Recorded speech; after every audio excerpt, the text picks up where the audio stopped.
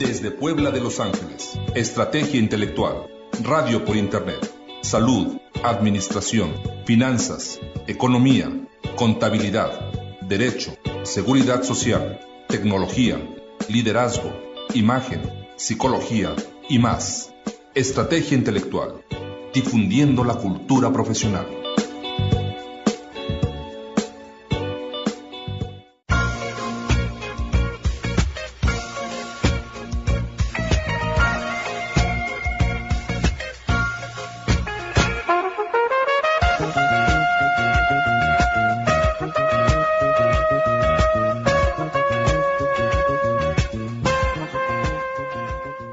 Exactamente 12 del día con 1 minuto, estamos de regreso para continuar con la programación de radio de este día miércoles 23 de noviembre de 2016, nuevamente saludándoles con muchísimo gusto, Soledad Nava, transmitiendo totalmente en vivo desde Puebla capital para todo el país. Gracias por continuar en sintonía, gracias a todos aquellos que se están conectando en este momento a través de su móvil, computadora, bienvenidos a una emisión más del programa Mundo Empresarial. El tema que nos van a compartir en esta ocasión será control para accionistas y dueños de negocios. Ya se encuentra en el estudio el licenciado Arturo Manzano Nieto, quien conduce este programa, así como también el titular del mismo, el maestro en contribuciones, Carlos Ramírez Sánchez.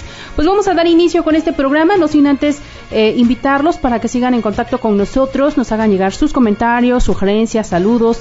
Recuerden que nos pueden sugerir temas para poder abordarlos durante la programación de radio. Nos pueden escribir a través de WhatsApp en el 2226 64 63 77, 2226 64 63 77, y también a través de redes sociales y Skype nos encuentran como Estrategia Intelectual. Pues damos inicio con este programa. Muy buenas tardes, comenzamos. Pues muy buenas tardes, gracias Sol, gracias por la introducción, como siempre muy amable y muy benevolente la presentación. Hoy es miércoles 23 de noviembre, contador Carlos Ramírez, se acabó el año, nos queda prácticamente un mes, pero ese mes es de cerrar la cortina, de bajar, de barrer y vámonos, no hay nada, es medio mes prácticamente, pero bueno, ya parece que la dinámica comercial pues ya empieza desde el pasado fin de semana, el Buen Fin, empieza ya a significar las compras de fin de año, de las fiestas decembrinas, de los regalitos y muchas cosas que ocurrieron el pasado fin de semana. ¿Cómo estás, contador? Buenas tardes. Muy bien, Arturo. Muy buenas tardes a todos nuestros amigos que nos están escuchando. Y así es, ¿no? La verdad es que ya se respira el ambiente a fin de año, ya nada más esperando diciembre, y hace rato estábamos platicando acerca de que hasta en las universidades, ¿no? Como que traíamos una dinámica de, pues, estar estudiando y estar, viendo todas las clases y en las universidades, pues, todos repasando y todavía el trabajo muy normal. Y ahora, pues, resulta que ya se nos acabó el año, ya se empezaron a relajar también los alumnos, los maestros también, porque muchos sí, ya, yo sé de un maestro que ya no quiere dar clases. Ya no quiere dar clases en la tarde tampoco, porque ya no hay mucho interés, no, pero bastante contentos y un poco frío, ¿no? También el día de hoy en Puebla, desde ayer empezaron los fríos por acá. ¿Caíste en la trampa del Buen Fin, contador? Es decir, ¿aprovechaste las ofertas del Buen Fin? No, me la pasé trabajando y en fiestas. Muy bien, ni te enteraste.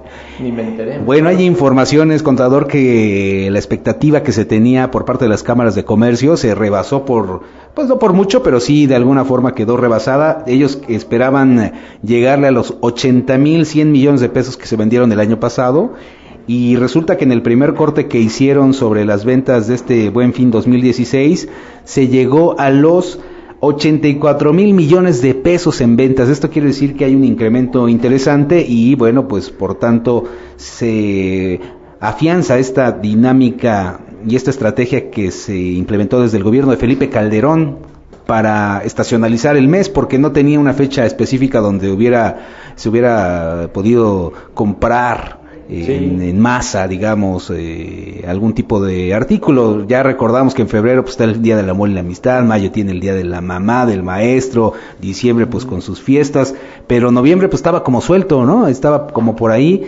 y se inventaron esta cosa del Buen Fin y parece que les está dando resultados. Está bien porque se mantiene el mercado activo, pero pues no siempre resulta que lo que se compra al final se puede pagar. Habría que analizar, porque todavía no hay datos de esto, de cuánto fue a través de crédito bancario o de tarjetas de crédito, y que no en el mediano plazo estemos viendo que ya hay cartera vencida en torno a este Buen Fin. Pero ahí están los datos, 84,000 millones de pesos, que parece que son, pues es una cifra, por lo menos una cifra interesante, contador. No, y visto desde dos aspectos, ¿no? La parte económica, la parte que tiene que ver con el comercio, que eso es lo que nos dejan ver desde, ahora sí, lo que se ve en el iceberg, ¿no? Pero de fondo, pues recuerden que es una lotería, por ahí una lotería fiscal, por ahí todas las promociones que luego muestran las tarjetas de crédito, de que acerca de que te van a condonar las deudas y todo, entonces muchos cayeron en la trampa, o caemos en la trampa anualmente, y lo que se busca, pues es también ver quiénes están gastando con tarjetas de crédito, y esas tarjetas de crédito pues son fiscalizables, y cada vez el día de mañana pues van a comenzar a llegar requerimientos para saber cuál es la procedencia de esos ingresos, ¿no? Entonces, sí, claro. esa es la otra parte, ¿de dónde estás que sacando muchas veces el consumidor pues ni se pone a reflexionar, y de momento pues pues te gana la emoción, comienzas a comprar, compras ya todos los regalos de diciembre, de enero, pero pues no te pones a pensar que a veces pues a lo mejor traes por ahí pecados pecados fiscales pecados fiscales o pecados de que no sabes ni que eres muy pobre fiscalmente, pero a lo mejor ya en la realidad, en la vida real, pues a lo mejor no eres tan pobre y tienes por ahí dinero guardado en el colchón que no se sabe muy bien su procedencia, y por ahí es donde el fisco va a comenzar a buscar las discrepancias fiscales, ¿no? Entonces eso es el trasfondo, ¿no? De todo esto, y que desde, así como bien lo dicen, ¿no? Desde Calderón, que lo instrumentaron, pues ahora imagínate, esa es la parte que muchas veces el contribuyente no se pone a pensar, y los empresarios también, ¿no? Que luego hasta los empresarios adelantan parte del aguinaldo, ¿no? Ah, sí. Entonces... caer en el garlito, le decían antes, ¿no? Cayó en el garlito del Buen Fin. Bueno, pues si usted fue, no le queremos desanimar, pero tome en cuenta estos aspectos. Si pagó en efectivo, pues quizá las condiciones sean completamente diferentes, pero también hablábamos, hace rato comentaba con Soledad Nava, con la ingeniero encargada de este proyecto, que no siempre las ofertas que aparecen en papel son reales ya cuando se va a pagar. A veces también los negocios le juegan a subirle un poco más y luego simular un descuento, que también según la Profeco iba a estar ahí pendiente de este asunto, pero no se ha hablado mucho del tema, si en realidad hay castigos o hay sanciones por esta práctica, que es común, la práctica de subir el precio, después bajar, simular un descuento para quedar en el mismo precio original, es común y habría que revisarlo, a ver cuántos casos de esto se dieron en este pasado Buen Fin, el pasado fin de semana. Bueno, tenemos información, contador, si me permites rápidamente, que tiene que ver con el asunto del crecimiento del país. Fíjate que la Secretaría de Hacienda mantuvo al día de hoy su estimado de crecimiento para la economía mexicana de 2016 a un rango de 2.0 a 2.6%, misma cifra que el estimado previó la dependencia. El anuncio lo dio a conocer este miércoles Vanessa Rubio, subsecretaria de Hacienda, luego de que el INEGI informara más temprano un mayor crecimiento económico en el tercer trimestre del año, beneficiando al sector, principalmente al sector servicios. Así es que pues mantienen la expectativa de crecimiento, pues ya cuando falta nada más un mes para que termine el año, lo cual pues bueno, entre lo peor, algunas buenas noticias que han ocurrido, porque contador, todavía me parece que no tuvimos la oportunidad de comentar a fondo el asunto de los efectos por el triunfo de Donald Trump en la elección de los Estados Unidos. Lo comentábamos en el último programa que tuvimos el pasado 9 de noviembre, pero no se habían tenido ya las noticias que se tienen ahora, y bueno, esta información sobre el crecimiento que se mantiene para el cierre del año, pues bueno, parece positiva en medio de todo este vendaval que se ha generado a partir de las informaciones generadas en los Estados Unidos. Bueno, una vez dicho lo anterior, contador, entremos en materia, porque hay un tema bien interesante que hoy has preparado para nuestros amigos que nos están escuchando, y tiene que ver con el control para accionistas y dueños de negocios. La intención es que pues los accionistas de las empresas tengan políticas y reglas claras en el momento de actuar en su empresa, y que pues todo ello derive en fortalecer sus derechos, principalmente estableciendo los límites muy claros para que la empresa no se vea afectada en una ruptura o en una crisis que no pueda ser salvable. ¿Qué tenemos que tomar en cuenta, contador, principalmente en este tema del control para accionistas y dueños de los negocios? Así es, más que nada es un tema que está relacionado con parte de las relaciones entre accionistas, parte también de administración, pero acá es muy importante la administración, es como dentro de la alta dirección, se podría decir, de las empresas. Entonces, pues muchos, yo creo, de las personas que nos están escuchando, pues serán consultores o trabajaremos para empresas donde vemos cómo poco a poco se van deteriorando las relaciones entre los dueños o los accionistas de las empresas, y eso es lo que hace que no prospere la compañía y que no se consolide como tal, pues al pasar del tiempo, ¿no? Entonces, datos, ahora sí que regularmente ya conocemos, ¿no? Que las empresas pequeñas y medianas tienen una duración máxima de 3 años, que casi la mayoría de las empresas va a desaparecer transcurriendo todo este tiempo, y uno de los factores principales pues es la relación que existe entre estos dueños y accionistas. Y muchas veces dice, cuando uno está fuera de la empresa, fuera del problema, fuera de la operatividad de la compañía, pues comienzas a observar muchas cuestiones que a la larga pues puedes llegar a hacer esas recomendaciones para que no exista tanto descontrol también de la misma empresa, porque digo, a veces el comenzar una empresa, el consolidar un sueño o el volver a la realidad todos los proyectos que tienes, a lo mejor al salir de la universidad, a lo mejor el ponerte de acuerdo con tus amigos, el fundar una empresa, pues de repente es esa la emoción la que tienes en un principio.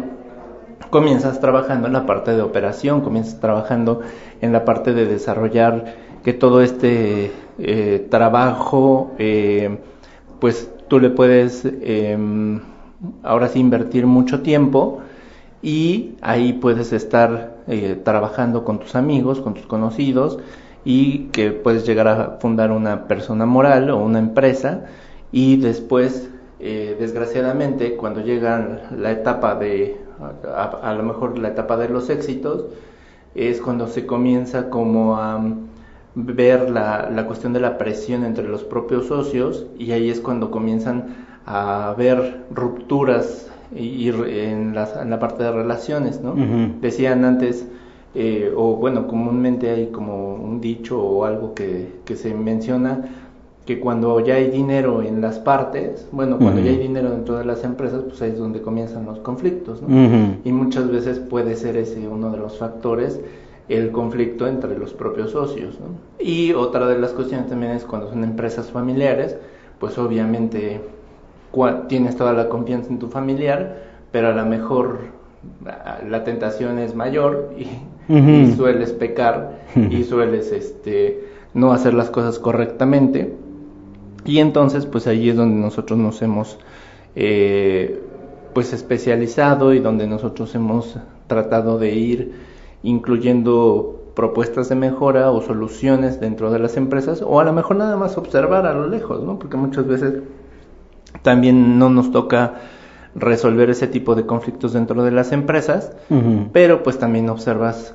cuáles son algunas soluciones que se les van dando a este tipo de empresas o de relaciones que se van dando, ¿no? Y que se van rompiendo poco a poco dentro de los accionistas. Entonces, todo esto pues se va observando dentro de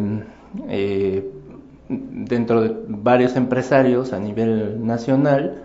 Existe un consejo de empresarios, el cual pues trata de regular por medio de políticas, por medio de reglamentos, todo este actuar de los accionistas, ¿no? Entonces, pues es lo que, ahora sí, esta es una pequeña introducción de todo lo que vamos a ver, para que la finalidad es que ustedes las conozcan y que en un momento dado pues se vayan implementando todas estas soluciones. Oye, contador, en la presentación que tienes tú respecto al tema, por cierto, aprovecho para decirle a nuestros amigos que nos están escuchando que si quisieran tener esta presentación en sus correos o vía Facebook, háganoslo saber. Tenemos, ya le habíamos dicho, nuestras vías de contacto, que es en correo electrónico marketing@carpey.mx, o estamos en Facebook como Asesores de Negocios Carpey o Carpey Asesores de Negocios, y en Twitter @carpey_. A través de esas vías háganos saber que le interesa tener esta presentación. Está muy bien trabajada, está elaborada por el maestro Carlos Ramírez, y bueno, nos planteas diferentes problemáticas, contador, que están esquematizadas, pero que quisiera y me agradaría que tú nos pudieras empezar a explicar como casos prácticos de lo que se refiere. Estamos hablando de un negocio en una parte, el traslado en la parte desde el centro, y al final negocio formal. Y hay una línea conductual que dice desde el negocio pyme hasta el negocio formal. ¿Qué nos quieres explicar con este caso, con esta problemática, contador? Sí, aquí es también una de las cuestiones donde nosotros hemos visualizado, y lo que ahorita platicábamos, las empresas pyme regularmente comienzan esa relación y comienzan trabajando en esa parte de operatividad, de operación, donde a lo mejor no existe un gran capital económico, y a lo mejor también el negocio pues todavía no comienza a atraer todas las ventas, y a la vez de no atraer esas ventas, pues a lo mejor no comienza a fluir mucho la liquidez dentro de la compañía, pero en un momento dado lo que buscan los accionistas, llega un momento en el que si esa liquidez y esa rentabilidad ya se va dando dentro de la compañía, y la expansión también de la compañía te requiere el que comiences a tomar ciertas decisiones, ya no tanto en una parte operativa, tienes que comenzar a pensar ya como un directivo, como un dueño de negocio, y comenzar a apalancarte del trabajo de otras personas, que ya serían los colaboradores, ¿no? Los colaboradores son los que ahora son a los que les tienes que ir explicando todas las actividades que se van realizando dentro de un puesto específico, para que posteriormente ellos vayan realizando esas funciones que a lo mejor a ti en un principio te tocó hacer dentro de la empresa, y el día de mañana pues ahora lo tendrá que hacer un encargado, o a lo mejor un encargado con todo su equipo, ¿no? Entonces depende mucho de la expansión del negocio. Ahora, ¿qué quiere decir esto? Ok, comenzamos como un negocio pyme, y lo que a veces llega a ese como un cruce de caminos, ¿no? Y donde llega el momento en el de decidir, o te sigues como un negocio pyme, o quieres ya transitar y trasladar hacia un negocio del todo formal. Pero para llegar a ser un negocio formal, pues necesitas certificaciones, necesitas tener a lo mejor ciertas certificaciones en calidad, necesitas tener cierta estructura financiera más consolidada, necesitas tener a lo mejor más socios, a lo mejor necesitas abrir más puestos directivos, más jefaturas. Entonces, en ese momento es cuando a veces el dueño o los dueños de las empresas pues comienzan como a perder un poco el momento, el lugar en el cual están, se empiezan a perder dentro de realizar operaciones, ¿no? O realizar ciertas funciones ya directivas, más de toma de decisiones, y entonces eso se les va a complicar poco a poco, porque a lo mejor mucho de su tiempo lo están dedicando al 100, a un 80 o un 90% a la operación, o sea, siguen siendo trabajadores de su propia empresa, y sienten, en algunos de los casos, que pierden poder si no realizan esas actividades de operación. Entonces, cuando te reúnes con ellos, terminas hablando de cuestiones operativas más que de cuestiones de inversión, y más de cuestiones de toma de decisiones en una alta dirección o en una parte más estratégica, ¿no? Donde el dueño del negocio es donde va a expandir más su empresa, en esa parte estratégica, ¿no? En la parte operativa, ¿no? Porque la parte operativa todo se puede sistematizar. Claro. Es este ejemplo del director de orquesta que toca todos los instrumentos. Es imposible querer crecer cuando estás abarcando o quieres abarcar al mismo tiempo todas las áreas, porque va a ser imposible el crecimiento. Hay un término, contador, que has manejado en esta exposición, que se llama al borde del colapso. ¿Cómo sabemos que la empresa o esta pyme está al borde del colapso y que tenemos que tomar una decisión que le dé la vuelta al camino, que revierta esta condición. ¿Cómo nos enteramos? Sí, yo creo que realmente muchas veces las empresas y más el dueño o quien va consolidando ese sueño dentro de la empresa, pues se comienza a sentir y comienza a ver que va perdiendo el control de ciertas actividades que realiza la empresa. Puede ser desde actividades administrativas, como puede ser el perder el control en la cuestión económica, ¿no? Porque muchas veces ya no sabes dónde estás parado, porque ya no sabes cuál es cuál es la estrategia a seguir para el siguiente ejercicio. Entonces, lo que necesitamos es hacer un momento de reflexión, de análisis, de acuerdo, número uno, con números. Los números siempre te van a representar algo muy frío. Si existe un problema de relaciones, ya sea entre los accionistas o entre los propios dueños y colaboradores, que son los actores dentro de la empresa, pues obviamente ahí es donde comienzas a notar que todo este reflejo de malas relaciones también se va a ver el reflejo va a ser malos resultados económicos. Entonces ahí es cuando comienzas a lo mejor de una empresa que tenía liquidez, comienzas a no tener esa liquidez tan alta que a lo mejor pudieras haber tenido o que fuiste forjando poco a poco durante los años, y ahí es cuando a nosotros nos ha tocado muchas veces que entramos a las compañías porque a lo mejor traen un problema o una falta o todo un desorden administrativo, ¿no? Entonces comienzan, desde que te contratan, puede ser una reestructura de impuestos y que de repente dices, bueno, voy a realizar nada más la reestructura de los impuestos. Pero fíjese que contador, que no nada más era los últimos 3 meses que teníamos mal, ¿no? Sino que tenemos 4 ejercicios mal, ¿no? 4 años. Y tú dices, ¿pero cómo? Entonces, ¿qué más hay, no? Comienzas a investigar y pues te vas percatando de que dentro de la operación pues a lo mejor no se han llevado bien, no sé, las nóminas, a lo mejor comienzas a hacer revisiones, a lo mejor sin ser auditorías como tal, pero son revisiones que a lo mejor en el proceso administrativo no se tiene bien implementado el sistema para llevar una nómina, que no, a lo mejor no se tiene en ciertos departamentos con objetivos específicos de cuáles son las actividades a cumplir de cada una de esas áreas. A lo mejor ni siquiera lo tienes implementado, a lo mejor ni siquiera tienes un manual de procedimientos. Entonces comienzas a darte cuenta que poco a poco es una empresa que comienza a tener ciertos problemas, y de ahí pues comienzas a lo mejor nos ha tocado comenzar con una pequeña revisión de nóminas, hasta a lo mejor comenzar a revisar los impuestos, revisar la tesorería, revisar que a lo mejor dentro de esa tesorería pues a lo mejor hay fallas económicas intencionales, que en un momento dado son fraudes, y pues ahí ya son palabras mayores, ¿no? Es cuando el dueño del negocio, si le comienzas a demostrar que hay muchas fugas de dinero, pues entonces regularmente siempre esas fugas de dinero pues vienen ocasionadas por alguien que tiene un puesto muy alto dentro de la organización, que puede ser desde un gerente, administrador o el familiar más cercano del propio dueño de negocio. Los hijos o la esposa. Los hijos, la esposa, el sobrino, la sobrina.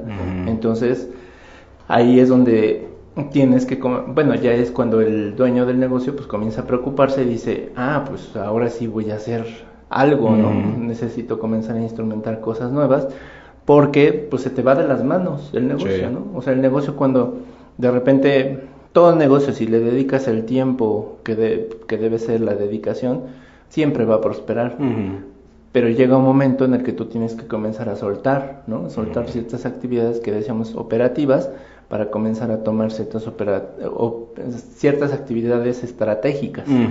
Entonces ahí es cuando, si el dueño del negocio no está acostumbrado a soltar toda esta parte de operación, pues entonces primero comienza con problemas individuales, ¿no? De que tu desarrollo dentro de la propia empresa, o a lo mejor el desarrollo de la empresa también no es el óptimo, ¿no? Entonces como comienza un momento, en esa curva ascendente, pues comienza un momento de estacionalidad, ¿no? Se estaciona la empresa en su crecimiento y ya no puede incrementar, ¿no? Ese crecimiento de mayores ventas, de mayores utilidades, de mayor producción. Entonces, ahí es cuando ya necesitas y ya detectas que tu negocio tiene que ser formal, ¿no? O sea, tienes que transitar hacia la formalidad. Hemos visto diferentes técnicas, ¿no? Desde tener a lo mejor una asesoría, una consultoría, el coach, ¿no? O sea, que ahí es el que te va a ir mostrando a lo mejor el camino, ya sea de forma acompañada, ya sea con una sugerencia, ya sea con implementando ya ciertas actividades dentro de la empresa, ¿no? Entonces, son diferentes formas de prestaciones de servicios que puedes comenzar a llevar a tu empresa para que ese crecimiento ahora sí se destrabe la estacionalidad y siga creciendo. Yo sé que no tiene mucho que ver con lo que estás comentando en el aspecto del perfil de las empresas, pero ¿recuerdas este caso de Jorge Vergara, dueño de las Chivas y de OmniLife, y que al final resultó que las acciones que le había dado a la esposa en una disputa matrimonial, pues que estuvo a punto de hundirse? No, de hecho creo que no salen todavía del atolladero, pero se generó una situación muy similar a esto que estás comentando, obviamente hablando de una empresa de grandes ligas, como es un equipo de fútbol de primera división. Pero, ¿qué hubieras recomendado, contador, a este empresario que al final, además de todo el espectáculo mediático que hicieron, pues sí había un asunto financiero de fondo? La esposa mantenía la mayoría de las acciones porque él se las había cedido en algún momento para salvar, yo supongo, algunos aspectos fiscales, pero cuando vino la bronca se le vino todo encima. Sí, muchas veces, a lo mejor muchas personas van a cuestionar, tienes que dividir el aspecto emocional del aspecto de negocio, ¿no? Entonces, muchas veces a lo mejor por ser tan incluyente, a lo mejor también viene esta parte de que a lo mejor un familiar tan cercano no es tan bueno que participe contigo, ¿no? Porque necesitas poner muchas reglas, ¿no? Y a lo mejor no lo entienden de la misma forma tu familiar a ti, que a lo mejor tienes la idea del negocio, ¿no? Emocionalmente, entre hombres y mujeres, digo, todos somos diferentes, ¿no? Entonces, los hombres somos más fríos, calculadores, ¿no? Las mujeres más emocionales, pero pues también las mujeres muchas veces tienen el sartén por el mango, ¿no? Entonces, ahí es donde en el transcurso, ahora sí, de que también estamos viviendo una época culturalmente complicada, porque a lo mejor no todas las personas somos tan sinceras, ni todos somos tan frontales como debiéramos de ser.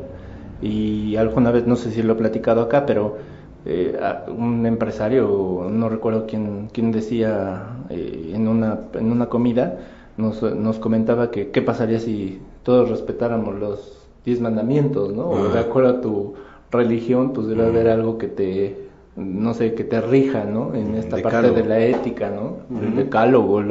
Sí, o sea, diferentes cuestiones éticas que dicen, ay, si todos cumpliéramos con esa parte moral, ¿no? Como personas, pues a lo mejor ni habría abogados, ni habría tribunales, ni habría policías, ni habría jueces, ni habría nada, ¿no? Porque todos haríamos lo que debemos de hacer. Desgraciadamente, pues siempre los intereses, a veces económicos, a lo mejor no sé, en esta relación hay más de fondo, ¿no? No solamente lo que vimos en como dices, el espectáculo mediático, sino también puede haber muchas cuestiones más de peso, que a lo mejor era hasta entre la misma relación, ¿no? Como esposos, lo que también ahí contrae ciertas cuestiones pues de rupturas de relaciones. Entonces, por eso es que también ahorita lo que vamos a seguir hablando es establecer ciertas reglas, y en el Código de Mejores Prácticas Corporativas pues viene a establecer gobiernos corporativos, ¿no? Porque dice, bueno, si quieres que tu familiar esté dentro de la empresa, pues ponle reglas, ¿no? O sea, ¿cómo vas a hacer que llegue una persona a la dirección general de la empresa, o cómo quieres que llegue a ser accionista, pero siempre cuidando ciertos factores importantes y que cumpla con un perfil adecuado al puesto que va a desempeñar dentro de la organización. Entonces, para que también el trabajador, el colaborador o a lo mejor hasta tu familiar, cuando llegue, pues sepa todo lo que debe de cumplir y no le gane, pues a lo mejor la parte emocional de, a lo mejor no ser una persona ética, a lo mejor de buscar otros intereses diferentes a los que va en ese puesto, ¿no?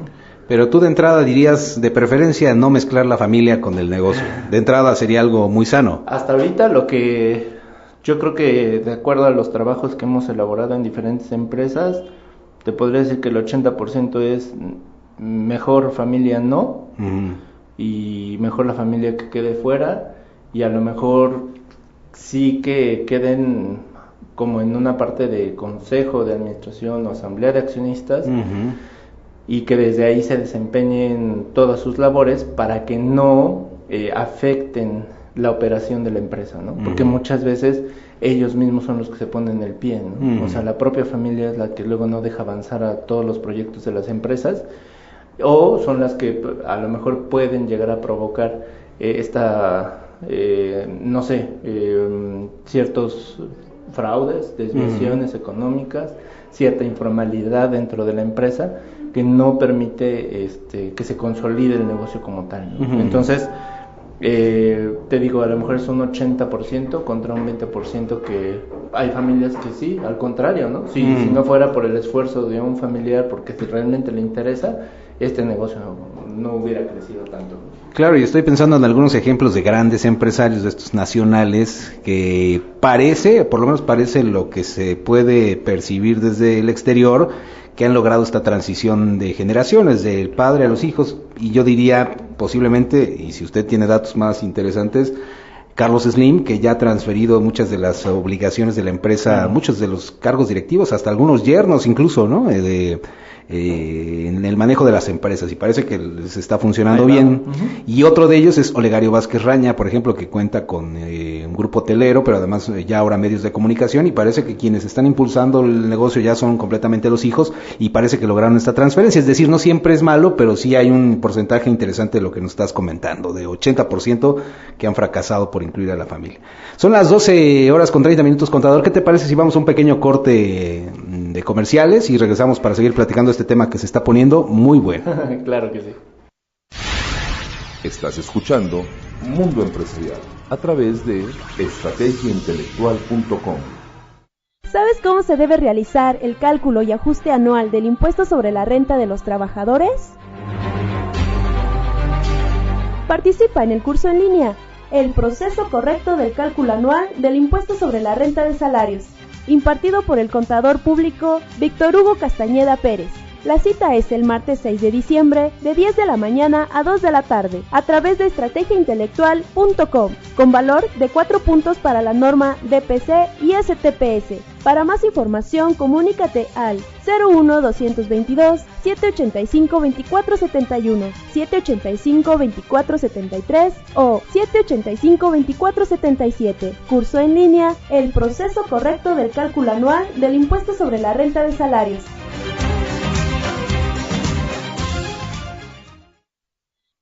Descarga completamente gratis los siguientes cursos: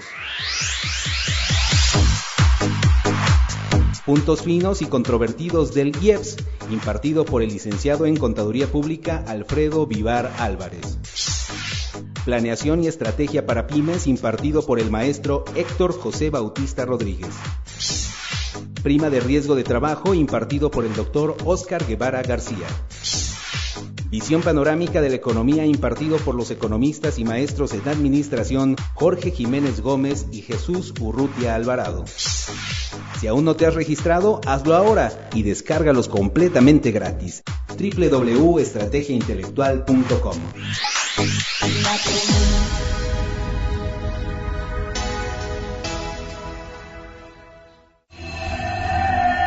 Estás escuchando estrategiaintelectual.com. Los profesionales al día, difundiendo la cultura profesional. Contáctanos al 01222-785-2471, 785-2473 y 785-2477. WhatsApp 222-664-6377. Escríbenos en estrategiaintelectual@outlook.com, Facebook, Skype y YouTube Estrategia Intelectual, Twitter @esintelectual. Estrategia Intelectual, difundiendo la cultura profesional.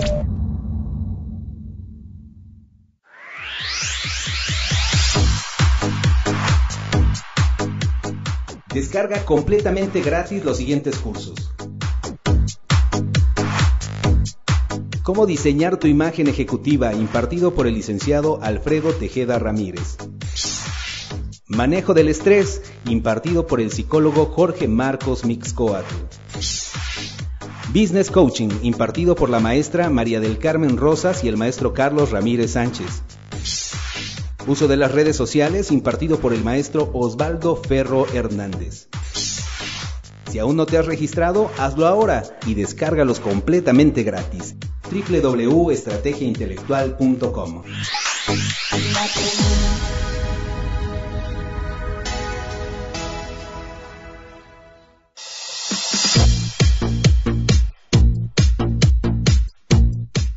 Conoce cómo funcionará la nueva mecánica de fiscalización electrónica a cargo del SAT, sus aspectos legales, los principales argumentos y medios de defensa, incluyendo su inconstitucionalidad, las oportunidades para su impugnación, así como la opción para la celebración de acuerdos conclusivos. Participando en el curso en línea Defensa Jurídica contra Revisiones Electrónicas y la procedencia de los acuerdos conclusivos, impartido por su servidor, licenciado en Derecho y maestro en Derecho Fiscal, Juan Raúl López Villa, mismo que se llevará a cabo a través de estrategiaintelectual.com con valor de 4 puntos para la norma DPC y STPS. Para mayor información, comunícate al 01222 78 52 471, 78 52 473 o 78 52 477. Curso en línea, Defensa Jurídica contra Revisiones Electrónicas y la procedencia de los acuerdos conclusivos. Estás escuchando Mundo Empresarial a través de estrategiaintelectual.com.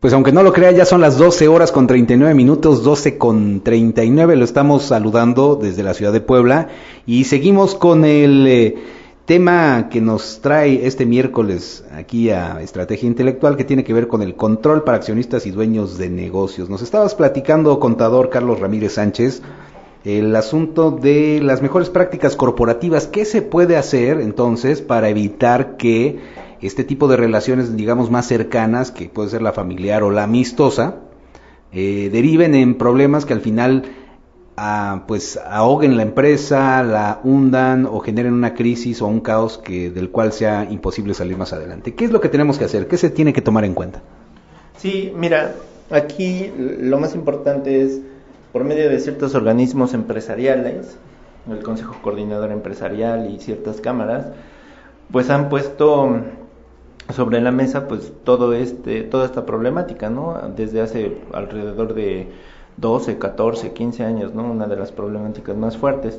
Obviamente, en el transcurso del tiempo, pues ha habido ciertos problemas en corporativos que ha tratado de incrementar la seguridad en esta parte de las relaciones en los propios accionistas. Entonces, la competitividad de las empresas pues también es un factor importante, ¿no? Que ciertamente, además de que las compañías deben de estar de una manera sólida, siempre deben de transitar hacia la formalidad y de ser competitivas, ¿no? Uh-huh. Entonces, todo esto es lo que estas personas o todos estos empresarios han puesto sobre la mesa, y lo más importante que le interesa a un accionista es que su inversión, que todo lo que invierta dentro de una compañía, pues le produzca una rentabilidad importante, que sea mucho mayor a tener el dinero en el banco, ¿no? Porque, digo, si tu negocio te va a producir el 1%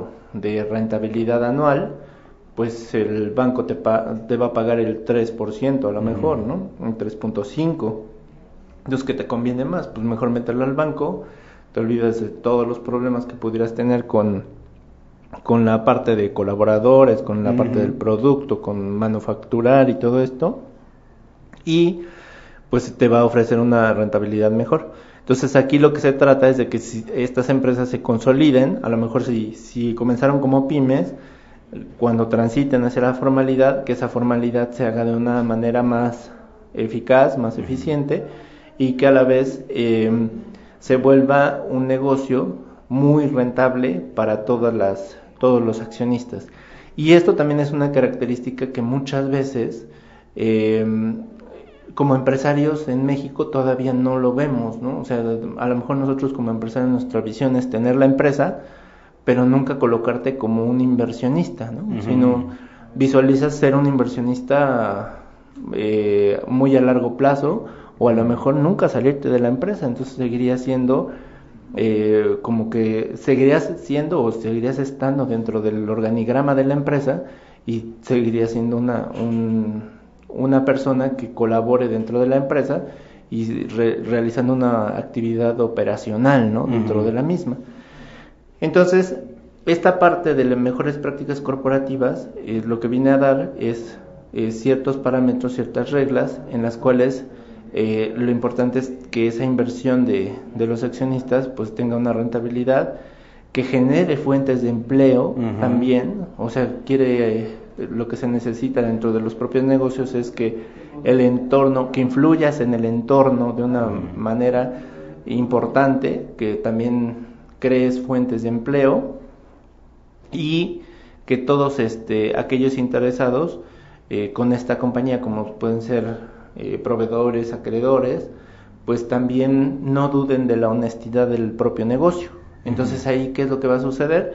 Pues que todos van a estar confiando en la propia empresa y que cada día esta compañía se vaya fortaleciendo de todas estas relaciones que tiene a su alrededor, ¿no? Tanto externas, relaciones externas, como relaciones internas, y que su estructura pues sea una estructura cada día más formal, ¿no? Entonces, para todo esto, una de estas herramientas que necesitan los empresarios, pues una de ellas pues es formar esos gobiernos corporativos, ¿no? Entonces, en principio, a lo mejor la Ley General de Sociedades Mercantiles nos hablaba mucho de tener órganos, un órgano de vigilancia y un órgano de administración, y ese órgano de administración pues es el que se va a encargar como de estar realizando la operación de las compañías, que realmente ocupen todos sus recursos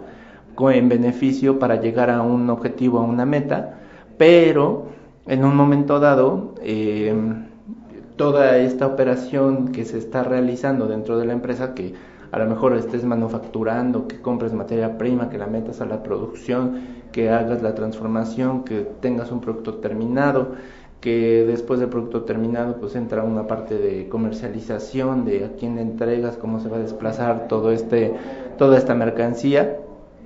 Pues ahora es que el órgano de vigilancia, ¿no? Que puede ser desde un consejo de vigilancia, o a lo mejor cuando es una sola persona es un comisario, que ese comisario sea el que diga, pues el que valide que todas esas operaciones fueron ciertas, que no hay nada inventado, que no hay nada inflado en gastos o en costos, y que a lo mejor estés influyendo en la información financiera falseando datos a lo mejor, ¿no? Entonces, este consejo de administración se debe realmente de ocupar dentro de la compañía de realizar las funciones que debe de hacer, ¿no? Y este órgano de vigilancia así también lo tendrá que hacer. Entonces, este código de mejores prácticas corporativas pues nos va a presentar ciertos elementos o ciertos temas que dice, les voy a leer textualmente, dice: el código contiene principios que derivan en mejores prácticas corporativas que buscan ayudar a las sociedades en su proceso de institucionalización, ¿no? ¿Qué tan complejo es, contador? Porque de repente me parece que muchas empresas dejan de hacerlo o muchos empresarios dejan de formalizarlo por lo riguroso, cansado, tedioso, burocrático que resulta formalizar este tipo de órganos de gobierno. Muchas veces es falta de disciplina, ¿no? Muchas veces es falta de no tener un plan o un proyecto a largo plazo. Entonces, puede ser desde una empresa, no te voy a decir que en un año a lo mejor logres la institucionalización y tengas ya a lo mejor marcas registradas, inventarios de activos fijos, que tengas a lo mejor una auditoría interna, que tengas, porque también se necesitan de recursos económicos, ¿no? El tener una empresa tan bien equipada, pues obviamente necesita también una muy buena inversión económica, que obviamente en el transitar de los años, pues vas a ir consiguiendo poco a poco todos esos elementos. Entonces, acá es como saber para qué vas a tener ese exceso de dinero en comparación con todos tus gastos, pues te va a generar un ahorro, ¿no? O te va a generar un dinero extra que sepas dónde lo vas a invertir. Entonces, si realmente lo vas a invertir, no sé, a lo mejor puede ser desde comprar materia prima, desde comprar activos fijos, o desde la formalidad, ¿no? Desde institucionalizar tu empresa. ¿Por qué? Porque necesitas a alguien que realmente le dé seguimiento, a lo mejor desde actas de asamblea, libros de socios, libros de registros de accionistas, todo eso requiere de alguien que te esté dirigiendo, asesorando, ¿no? Dentro o fuera de la empresa, ¿no? Puede ser alguien externo que te esté llevando esto.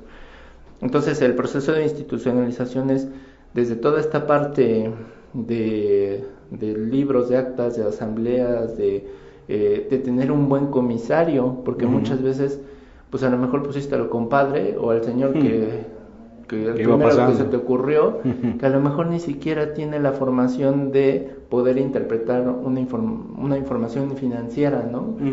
¿Por qué? Pues porque a lo mejor es médico cirujano, ¿no? O a lo mejor es veterinario, y tú dices, ajá, ¿y él qué va a hacer, no? Todavía médico cirujano creo que ya les dan una materia que tiene que ver con administración de instituciones, ¿no? Entonces, a lo mejor todavía un médico tiene más idea, pero a lo mejor alguien que esté muy alejado de los números de la administración de las entidades, pues obviamente no te va a poder ayudar en la parte de vigilar que todos esos recursos pues se estén utilizando de la mejor forma, ¿no? Entonces, institucionalizar la empresa es uno de los puntos muy importantes que tiene este código de mejores prácticas corporativas.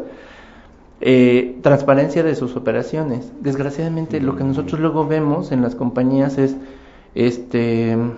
no quiero que se revele la información, ¿no?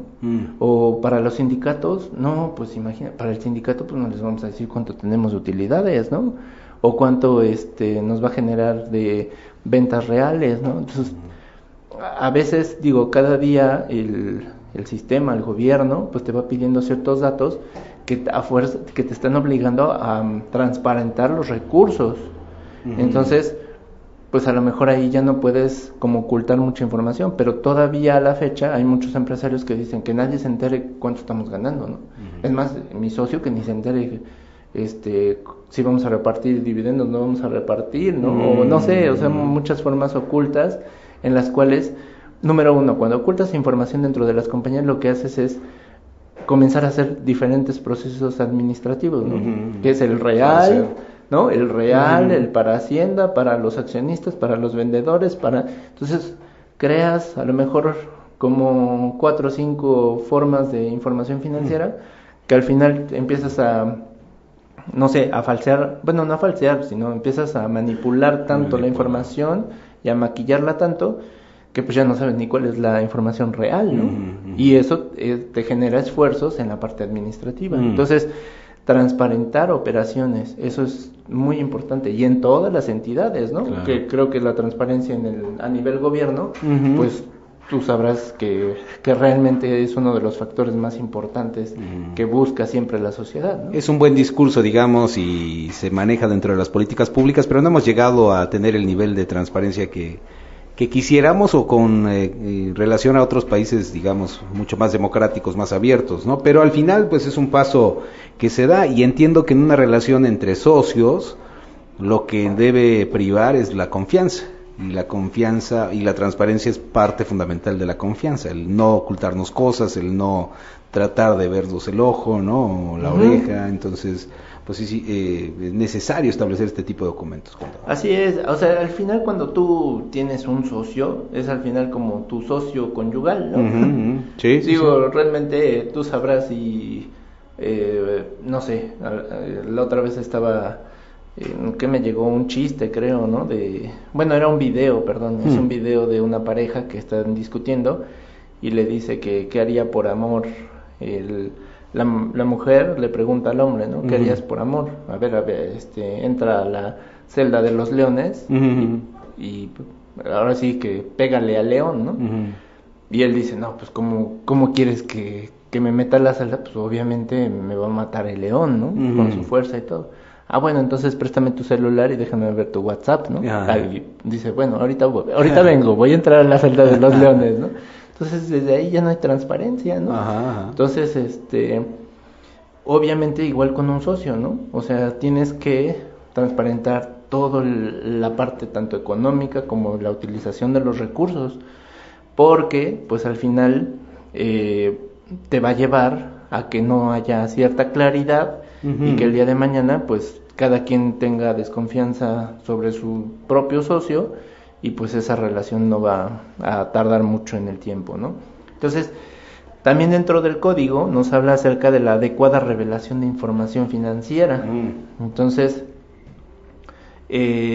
revelar información financiera, o sea, quiere decir que la información financiera acá es una relación entre quién está generando la información financiera, que en muchos de los casos pues somos nosotros los que ahora sí estamos aquí y los que nos están escuchando como contadores, pues nosotros somos los especialistas e informamos la información, pero sabemos que muchos de nuestros clientes nos dicen, pero ¿sabes qué? A lo mejor por acá en este gasto, pues a lo mejor lo tuvimos que incluir pues para no pagar tantos impuestos, entonces ese gasto es, pero no es, y el dinero acá lo tengo y lo saqué. Entonces realmente necesitas generar información que les sirva, que sea de utilidad para todos los accionistas, ¿no? Que se tomen decisiones y que todos tengan la misma información, porque si no, es más, las empresas o los grupos más grandes, pues obviamente publican su información, ¿no? La puedes verificar en Bolsa Mexicana de Valores, lo puedes checar en sus propias páginas, existen reportes.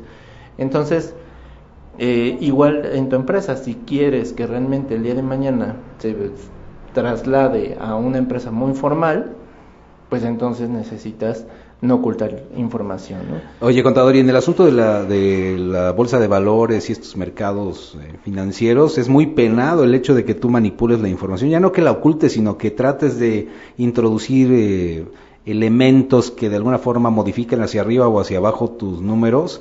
Es muy penado, es un gran tache que le colocan a las empresas. Algunas de ellas incluso las sacan del mercado para no seguir compitiendo, o las castigan en la parte de las acciones y muchas otras cosas, ¿no? Entonces, por la confianza. Sí, pierdes la confianza. Ahora imagínense con su socio, que se vive día a día. Exactamente. ¿No? Al día. Sí, entonces también otra de las cuestiones es ser competitivas en un mundo global. Entonces realmente es otra de las cuestiones, tus clientes, tú como empresario, estás siendo competitivo, o sea, buscas esa competencia, o sea, no te fijes en el negocio de enfrente, ¿no? Que a lo mejor está peor que tú, o sea, fíjate en el negocio a nivel global, cómo está el sector, cómo están las empresas, qué es la parte de la innovación, la parte de la estructura, de cómo se está creando, qué sistema, qué elementos ya sistematizados tiene como negocio.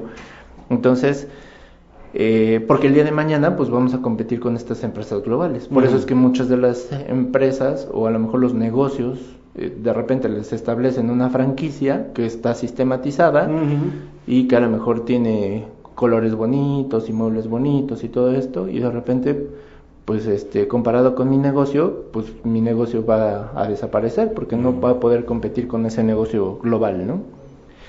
Y otro es acceder a fuentes de financiamiento en condiciones favorables, ¿no? Entonces, lo importante es que tengas una empresa sana. Regularmente si hay muchas fundaciones en Estados Unidos que otorgan a lo mejor dinero a ciertos proyectos si es que tú los quieres solicitar a otras fundaciones en el mundo.